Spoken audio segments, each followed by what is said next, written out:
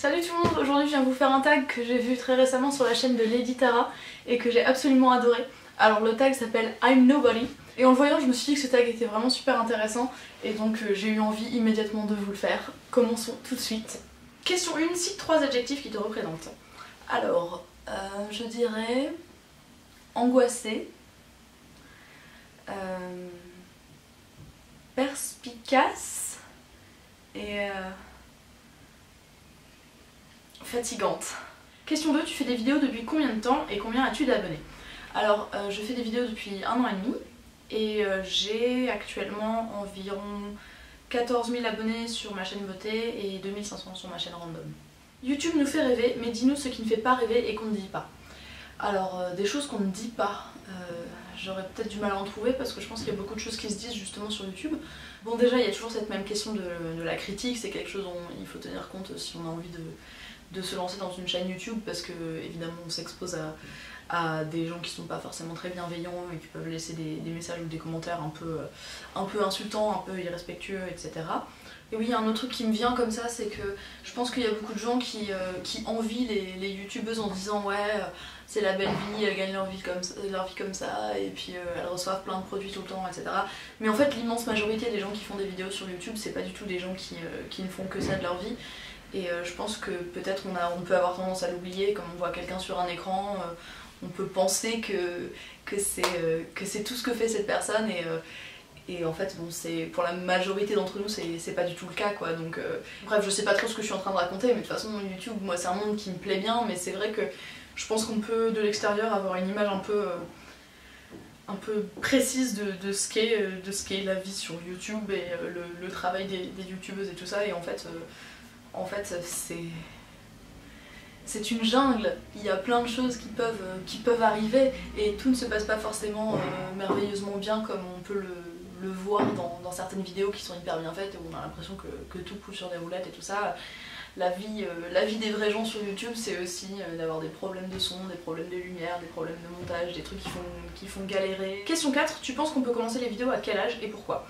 Alors là déjà, avant toute chose, je vais vous rediriger vers la vidéo qu'a faite Lady Tara, que je vais mettre en lien ici, et où je trouve qu'elle a merveilleusement bien répondu à cette question, elle qui est maman de 2 filles, et qui donc a peut-être une opinion un peu plus construite sur le sujet que tout ce que je pourrais moi vous en dire. C'est pas forcément une bonne idée de se lancer là-dedans quand on est trop jeune, mais encore une fois, enfin vraiment, genre tout dépend des gens, tout dépend de ce qu'on attend des vidéos et de YouTube, et tout dépend de la maturité de chaque personne. Mais le fait de se montrer comme ça à la face du monde, ça peut avoir un revers de médaille pas forcément très agréable, et je pense que quand on est trop jeune pour pouvoir supporter de se faire critiquer ou d'être vu, d'être jugé.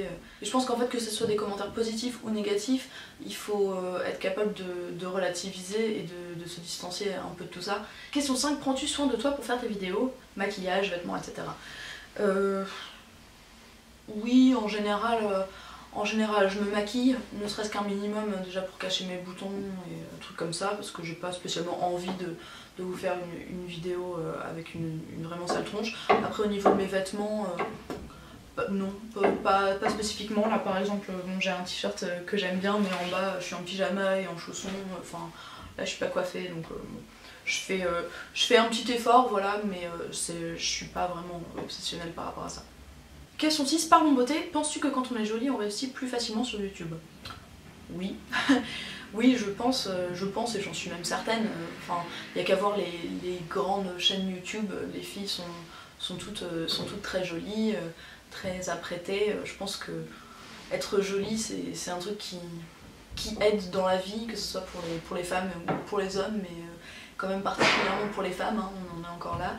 C'est logique en même temps parce que quand on est devant son écran et qu'on regarde une vidéo, on va apprécier la vidéo pour différents critères, et le critère esthétique joue beaucoup.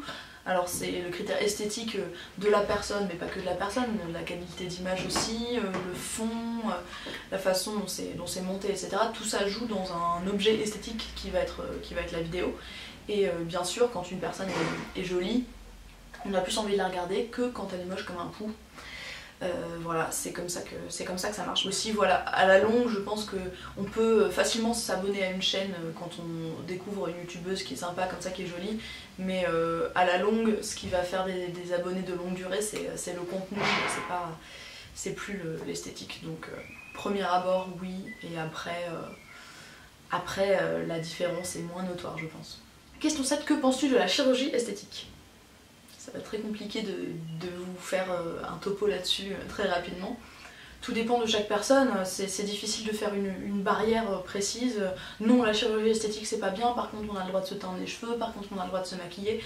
Enfin, toutes les choses qu'on fait pour notre apparence sont des artifices, alors ils sont à des degrés différents, et puis ils sont plus ou moins invasif pour le corps. Il y a peut-être une dérive dans la société actuelle par rapport à la chirurgie esthétique qui est de voir la chirurgie esthétique comme une façon comme une autre de changer son apparence plutôt que d'aller s'acheter un blouson, on va s'acheter une nouvelle paire de seins. Et ça c'est un peu bizarre, alors évidemment je me sens pas du tout bien placée pour vous faire une leçon là-dessus, mais voilà, je vous donne juste mes pensées par rapport à ça.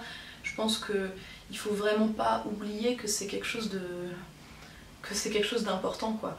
Qu'une personne sur 10 000 ne se réveille pas d'une anesthésie générale, donc il reste, meurt. Et dans le cas par exemple d'une opération des seins, parce que c'est l'exemple que j'ai pris, et ben, c'est quelque chose de dangereux, quoi. Et vous avez une chance sur 10 000 déjà d'y rester. Donc c'est pas comme aller s'acheter un blouson, quoi. Il faut vraiment que ce soit important pour vous, pour que vous preniez des risques qui sont réels. Donc je pense que tout est dans la motivation que l'on a à changer son apparence en passant par la chirurgie. Je pense que si on en est prêt à faire de la chirurgie, c'est que vraiment on a une envie très très forte de changer cet aspect de notre apparence. Et après, la question se pose de pourquoi on a cette envie-là. Et bien sûr, on ne peut jamais vraiment déterminer tous les facteurs qui vont nous donner envie de changer la forme de notre nez, de nos nichons. Mais bon, j'ai quand même l'impression que c'est des envies qui viennent beaucoup d'illusions qu'on se fait par rapport à ce qu'on devrait être. Et ça relève d'un perfectionnisme qui rend les gens malheureux, je pense. Question 8, à quel âge as-tu commencé à te maquiller? Et si c'était à refaire, tu le ferais plus tôt ou plus tard? J'ai commencé à me maquiller, je crois, quand j'avais 13 ou 14 ans. Je sais pas si je le referais plus tôt ou plus tard, je pense que c'était le bon âge à l'époque, à mon époque. Voilà, j'étais ni en retard ni en avance sur les autres. Après, je pense que si c'était à refaire, je le referais certainement différemment. J'apprendrais à mieux me maquiller, j'en ferais des choses un petit peu plus utiles. Plutôt que de me faire un gros smoky rouge pour ressembler à Avril Lavigne, j'aurais peut-être essayé simplement de cacher 2-3 boutons et de me faire un peu plus jolie. Je pense que si j'ai pas fait ça, c'est parce que je voyais pas du tout le maquillage comme ça à l'époque. Pour moi, le maquillage c'était une façon d'accéder au monde des grands et de dire aux autres que je grandissais, que j'étais plus une enfant, et de faire. Enfin, je faisais des expérimentations, des trucs que je trouvais jolis, mais qui au fond, je pense, étaient moches quand j'y repense et quand je vois les photos. Mais bon, ça c'est même pas la question, c'est pas le problème. Mais je pense que si c'était à refaire, voilà, j'essaierais d'en savoir un petit peu plus sur le maquillage et de pas faire n'importe quoi. Par exemple, ne pas me démaquiller, faire des trucs complètement à l'arrache, genre me démaquiller en frottant avec mes doigts, bref, ça je changerais. Après, l'âge, voilà. Question 9, prouve-nous que tu es nobody et donne-nous 2 défauts physiques et 2 autres psychologiques. Alors, défauts physiques, j'ai des boutons. Voilà, je pense que c'est un des trucs qui me gêne le plus dans mon apparence au quotidien.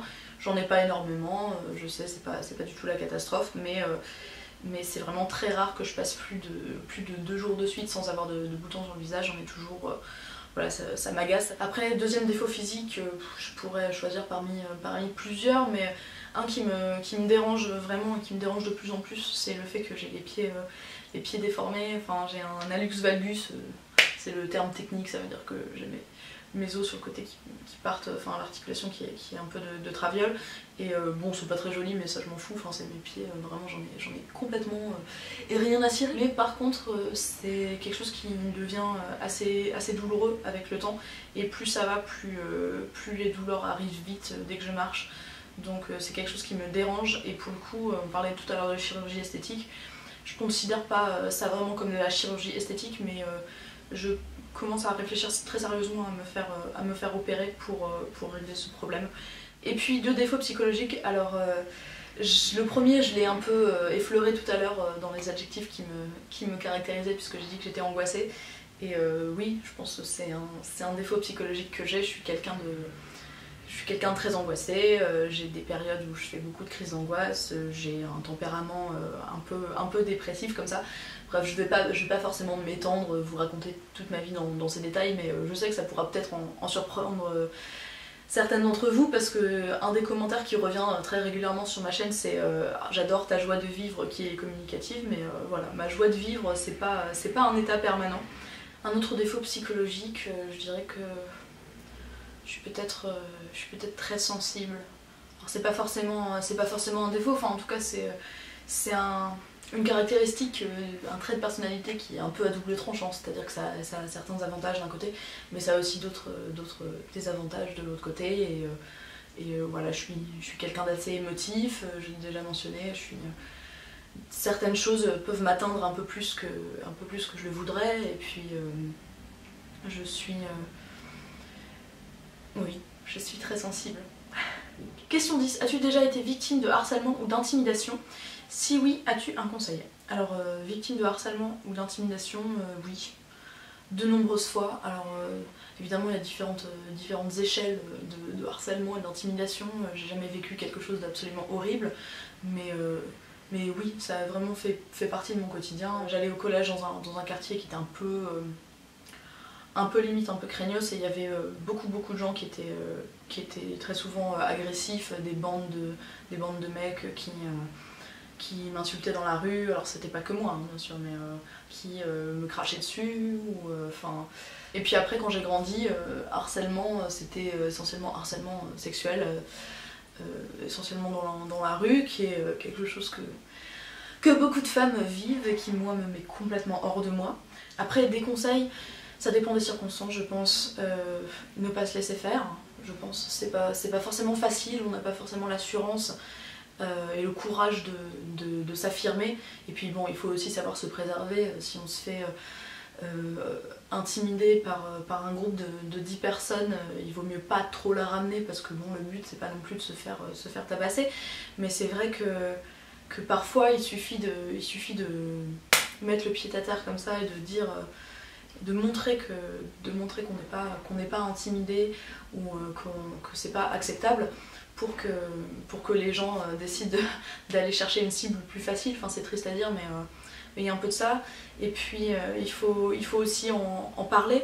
En parler, ça veut pas forcément dire aller voir un psychologue et parlez-en, c'est pas forcément ça, mais des fois, quand sur le chemin du collège, un mec vient vous voir pour...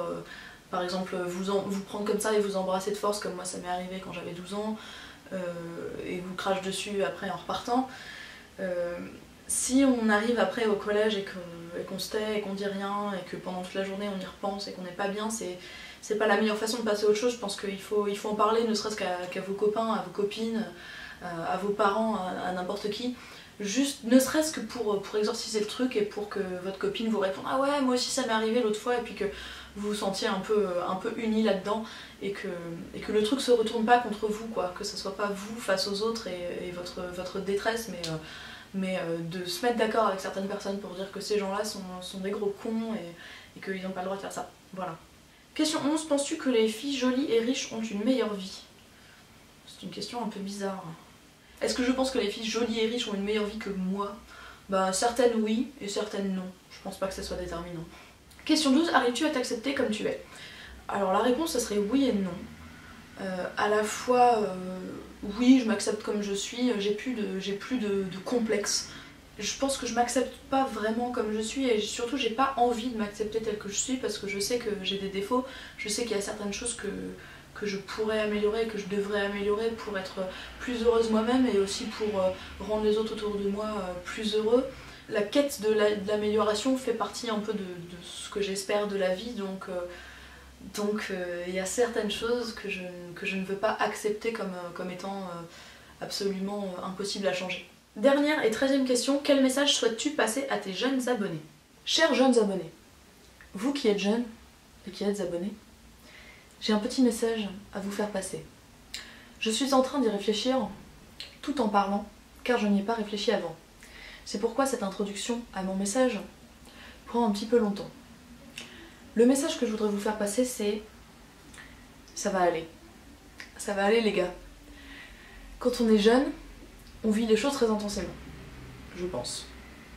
Et certaines choses négatives sont parfois vécues de manière très intense et on souffre beaucoup de certaines choses. Ça va aller.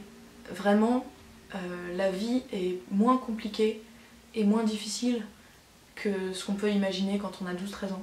J'ai pas envie de vous dire, vous êtes dans une période de votre vie où votre corps change. Non, je vais pas vous dire ça. Cependant, sortir de l'enfance, c'est pas quelque chose de facile. C'est comme sortir du ventre de sa mère. C'est pas un truc facile, faut y aller quoi. Alors si vous vous sentez hyper bien dans votre peau, bien sûr, je suis très contente pour vous, et ça sera le message que je vais vous adresser. Mais si vous faites partie de ces personnes qui sont un peu complexées, qui sont un peu mal dans leur peau, ou qui sont tristes pour telle ou telle raison, je voulais juste vous dire que je suis avec vous et que ça va aller.